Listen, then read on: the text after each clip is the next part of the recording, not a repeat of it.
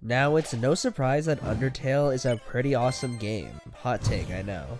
Its fourth wall breaking, emphasis on consequences, and witty dialogue is really charming and interesting. But a positive aspect I feel that's overlooked a lot of the time when looking at Undertale is its world building. Toby Fox did really well in making the underground feel immersive, and it allows for the player to truly understand the monster's culture and how they adapted to their new environment after being banished from the surface. Something within Undertale's world that's always intrigued me was the concept of the Royal Guard. The idea of a group of monsters who dedicated themselves to protecting monster kind from threats and serving Asgore is an interesting one. These guys are supposed to be the underground's most powerful warriors, Asgore's elites, the first line of defense from those who wish to endanger monster kind. So why in the hell are they so incompetent? Despite the Royal Guard being this fighting force that's supposed to defend the monster population from threats, a lot of them can be defeated laughably easily. It says a lot about your group when half of your soldiers can be defeated instantly by throwing a stick. Let me go over some of the elite members of this group. You've got a guy who can't see anything that's standing still and loses his mind when he's touched. A guy who can be defeated if you just ignore him. A guy who will leave you alone if you pet him, with these pets making his neck longer. And two executioner guys who are actually pretty scary, I won't lie. And it's not even just me who thinks this way. I ran a poll in my community tab asking whether or not you guys think the members of the Royal Guard were competent. With over 400 votes, the answer seems to be a resounding no, with the general consensus being that Undyne, Papyrus, and the Hotland Royal Guards are the only capable members. But even Papyrus and the Hotland Royal Guards have their moments of incompetence. Now, there are some monsters that could contribute a lot to the Royal Guard, like Undertale Yellow's Martlet and the Robot Royal Guards, Undertale Red's Red, Doge, and RG3 and 4. But 3 of those characters are fan-made and the other 3 were cut from the game, which is a real shame because those guys definitely seem like they could make the Royal Guard an actual threat. Except for Doge, she could probably just be defeated by a stick. And don't get me started on that cut amalgamate Ashura, which was supposed to be a fusion of all 4 of the RGs, which would have been awesome. It's a real shame that in the genocide route, the only Royal Guard member that actually puts up a decent fight against you is Undyne. Granted, the power difference between humans and monsters is insane. Anyways, today I wanted to come up with ideas to make the Royal Guard a more capable fighting force, and maybe with these ideas, these guys could actually be powerful enough to capture humans instead of being carried by Undyne. Without further ado, let's get started. Before we begin though, I'd like to showcase some fan art that was created after my Undertale OC video. We have some amazing fan art of the characters Flora, Alex, and Iowa Frisk created by Pheromona, Hazel and Aster fan art created by Clockwork17, and art of the player by Mr. Curbinator. Thank you all very much for your awesome art, and if you guys want to send me some fan art for my Undertale OC video or any other videos I made, my email will be in the description below. Anyways, thank you all for this amazing art, and now let's get back to the video.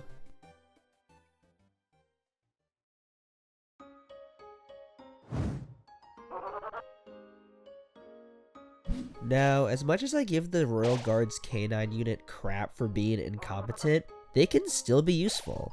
And although I do think every member of the Snowdin Royal Guard is a dog just because Toby Fox wanted to make a dogs playing poker joke, they can all also be dogs because when people are lost and buried in snow, dogs are used to sniff them out and rescue them. It could be that the K9 unit in Snowdin is more focused on search and rescue instead of combat. But how could they improve? Well, for one, and I think this should be a rule for the entirety of the Royal Guard since a few members already follow it, the members of the K9 unit should patrol in duos. In fact, the Dog-Eye are definitely the most dangerous members of the K9 unit, and they fight in a duo. By staying in duos, not only do the members of the K9 unit become more dangerous in combat with team attacks, but they could also help cover one another's weaknesses. For instance, Lesser Dog and Greater Dog should be assigned together, and with an actual consistent companion, Greater Dog won't desperately need attention as much. Maybe. I could also mention how Lesser Dog can use his massive shield to protect him and Greater Dog while Greater Dog focuses on attacking, but I don't think Lesser Dog has the intelligence to actually use his shield. Now the duos within the canine unit should be Dogami and Doggeressa obviously, and Greater Dog and Lesser Dog, leaving Doggo the odd dog out. Now this seems like a kind of weird duo, but imagine Doggo being paired up with Papyrus. Now it sounds weird, I know, but an old paranoid Royal Guard veteran with a bright-eyed ambitious newbie as a partner is such an iconic trope and would be a fun buddy cop dynamic. Like, imagine Doggo showing Papyrus the ropes, but both of them are just incompetent at their jobs in their own weird and crazy ways. It'd be great. Imagine the human just standing there and Papyrus and Doggo are out on patrol, and when they see the human, Papyrus points them out, with Doggo just being confused because he can't see anything that isn't moving, and Papyrus's gullibility causes him to believe that there actually isn't anything there. Also, I think it'd be funny watching Papyrus and Doggo try to fight together, with Papyrus throwing out a bone attack and Doggo chasing after it. Wait, isn't this a video about improving the Royal Guard? Anyways, if duos aren't enough, I think the canine unit, much like how dogs act in real life, should run in a large pack, with all of them patrolling around together. If they all act together in a group, they should be too much for a human to handle. But I don't believe all of them running in a pack would be the best in a non-combat scenario, since that severely limits the area their group can patrol, meaning they'll spot a lot less threats and see a lot less things due to them all being in the same place. Overall, it's kinda hard to find ways to improve the canine unit due to their members having below average intelligence, but by staying in duos, it improves their decent combat skill and makes their attacks a lot scarier. Also, the buddy cop duo of Doggo and Papyrus would be iconic. There are definitely a lot better ways to improve the Royal Guard, so let's keep moving.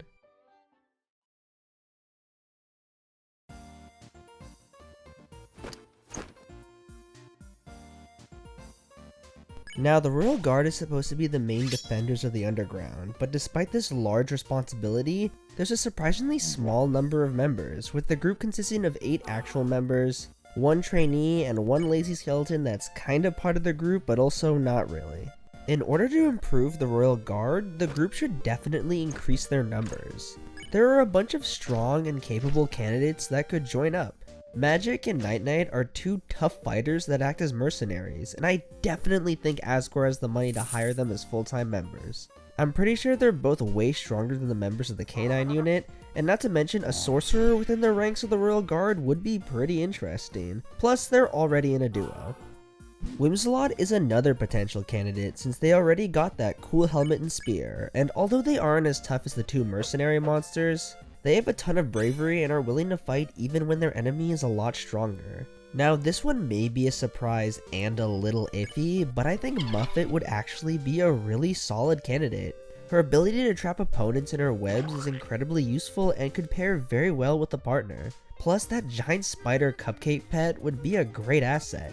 In fact, the AU Exhale by JK has very interesting art of Muffet as a Royal Guard member. It's very cool. Now, I feel like she would be willing to join if she's both paid enough and the spiders in the ruins are escorted to Hotland safely. In fact, she can be Whimsalot's partner. Actually, on second thought, that might not be the best idea, since Muffet does talk a lot about eating people alongside the fact that Whimsalot is a bug. A flying insect and a spider, that could only lead to good things, I'm sure. Now, you could bring up Mettaton as a potential candidate, but I don't think he'd realistically ever join. He really doesn't need money due to all of his sponsorships and brand deals. I mean, the guy's got stakes in the shape of his own face, and I don't think he'd be very keen on being just another member of the Royal Guard. He's very big on having the spotlight, and I think he's too much of a diva to actually cooperate with the other members of the Royal Guard. Hell, Undyne already doesn't like him. The members of the Royal Guard don't have to only be from Hotland though. Waterfall could definitely use more soldiers. I know Undyne's competent enough to act as the sole protector of Waterfall, but she can only be in so many places at once, and having extra combat-trained eyes and ears around the area could definitely help in preventing threats. Aaron is probably the only candidate I can think of who lives there though. He's already got the raw strength. If he just had proper training and maybe some brass knuckles, he'd be a pretty useful asset. I think the Mad Dummy is way too unhinged to work as a Royal Guard, and Napstablook's way too depressed. I don't think there's anyone else who tolerates Aaron enough to partner up with him too. Now, if all these candidates don't seem like enough manpower, the Royal Guard can just send out recruitment advertisements asking for more members. They can even sponsor Mettaton shows to get the word out to the masses. This episode of MTT News is sponsored by the Royal Guard. Join within the first 24 hours and the first sword is free. Something like that. And in order to get all these new recruits in fighting condition, they'd have to go through some intense training with Undyne. Have her use her position as captain to actually train new recruits. That's actually something I've thought about. Has Undyne actually trained any of the soldiers under her? I mean, she is training Papyrus, but she uses their time together to teach him how to cook in order for him to find a different passion other than becoming a royal guard. I don't know, but she definitely should start training people. She trained with Asgore and implied to have trained with Gerson, so she can definitely use her experiences to build others up. Have Eren suplex boulders like she can. Make Washua obsessed with cleaning the blood of his enemies off his weapons. Burger Pants feels empty and depressed because he's stuck in a dead-end job, nothing some armor and weapons couldn't fix. Overall, by recruiting and training more members of the Royal Guard, the underground could be a lot safer, and when a genocidal human arrives in the underground, a large number of trained and coordinated fighters could definitely group together and give them a run for their money. But in order to truly make the Royal Guard an elite group, they'll need to have one more thing.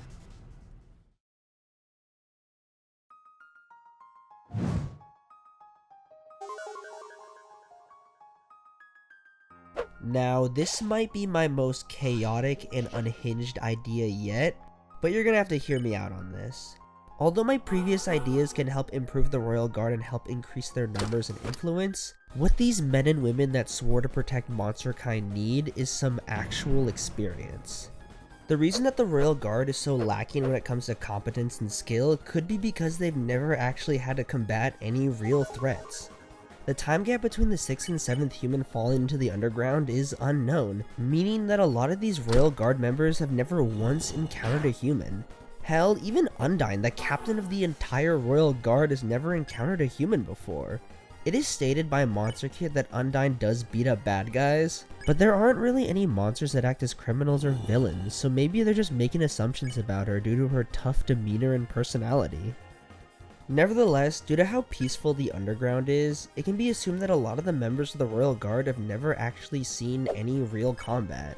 Or at the very least, it's been so long since there's been an actual threat that the members of the Royal Guard have become a lot less competent due to their complete lack of opposition. There's no drive for any of them to actually keep training because they have really no need to become stronger. Plus, without any actual threats, a lot of the potential Royal Guard recruits might just quit due to how boring it is. Patrolling around all the time and standing at guard posts every day when nothing really happens. In order to truly keep the Royal Guards in tip-top shape and have them continuously strive to become stronger, I believe a faction needs to be created in order to oppose them. A group of monsters that directly fights against the Royal Guard and terrorizes the underground to incentivize and drive them to continue improving their physical skill, teamwork, and tactics. Enter a group I created called the Society of Underground Liberation, or SOUL. A group of monsters who are sick of the underground and desire to escape to the surface by any means necessary. And they're tired and impatient of Asgore not using the human souls and wish to take them for themselves. He could have just taken one soul and passed through the barrier and brought back 6 more, but no. He made monsterkind wait underground for generations, and now it's up to Soul to take matters into their own hands and save everyone.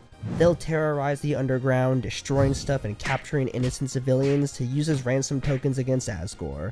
And the only way he can free the hostages is if he hands over the human souls. And the one group that can stand in the way of their plans is the Royal Guard. Sounds like an interesting concept, right? Well, what if I told you that Soul was actually working with the Royal Guard and Asgore this entire time? Well, sorta. You see, Soul can act as a fake group of bad guys, a group of monsters in disguise who are hired to play the role of villains, and are forced to sign a contract stating that they cannot tell anyone that Soul is fake, with the only people who know that it's fake being Asgore and Undyne. I'm sure Undyne would be okay with this plan, because she'd probably love the members of her group becoming more competent. And she isn't against withholding information to motivate others, like how she's secretly trying to keep Papyrus out of the Royal Guard. They can even get Alphys to create basic robots that can help fill the ranks of Soul to make them seem like an even larger threat. Actually, scratch that. Alphys is already guilty enough about lying to people about the Amalgamates, Helping in the creation of Soul would probably push her over the edge. This faction of quote-unquote villainous monsters is used as a way to keep the members of the Royal Guard interested in protecting the people, and by making them believe Soul is a real group, they'll keep striving to become better and stronger to keep the people of the underground safe. Soul members captured a group of innocent civilians, it's up to the Royal Guard to stop them. Snowdin is being invaded, send in the troops. And you could worry that this could eventually lead to someone dying, but if Undyne specifies to her troops to focus on capturing instead of killing, along with Soul members also being instructed not to kill, that makes the chances of someone getting severely injured a lot less likely. By having this looming threat of Soul terrorizing the underground, not only will the members of the Guard want to train even more, but even more people would be willing to join up as a way of combating this looming threat. Even the monsters who act as members of Soul gain combat experience, meaning that they can eventually join up with the main Royal Guard and stand toe-to-toe with the other members, further increasing their manpower. Mettaton could even capitalize off this by covering the events of the Royal Guard and Soul feud on MTT News. And when the members of Soul are quote-unquote captured, well, they just simply come back with a different disguise. The plan is foolproof. Unless of course some monsters in the underground actually start genuinely believing in Soul's cause and actually want to join up, which could be a problem. But if they just bring out statements that Soul members like to beat up dogs and stuff, that'll deter anyone from actually joining. Because nobody likes people who beat up dogs. Now, if you're wondering that I'm seriously suggesting to create a fake group of monster terrorists to motivate the Royal Guardsmen and Guardswomen to become stronger and create pro-Royal Guard propaganda to attract new members, then the answer is yes. As long as innocent civilians are never actually hurt from the kidnappings. Or maybe you could just pay some people as actors to get kidnapped in order to prevent any actual harm.